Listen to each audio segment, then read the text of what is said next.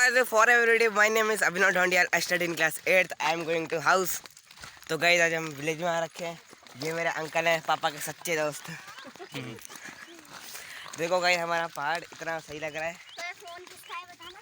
ये मेरे अंकल का फोन है, मतलब मेरे पापा के दोस्त का फोन है।